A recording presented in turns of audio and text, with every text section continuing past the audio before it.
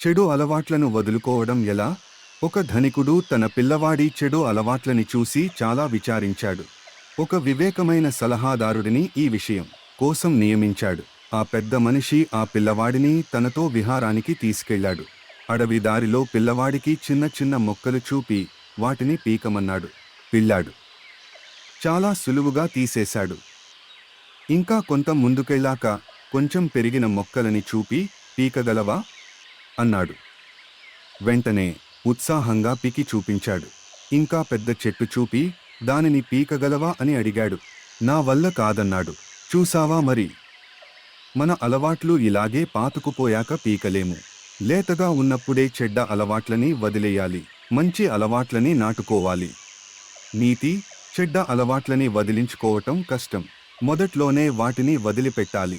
మీరు చెడు అలవాట్లను ఎలా మానుకున్నారో కామెంట్ చేయండి. ఈ వీడియో నచ్చితే లైక్ చేసి షేర్ చేయండి. మరిన్ని వీడియోల కోసం సబ్స్క్రైబ్ చేసుకోండి.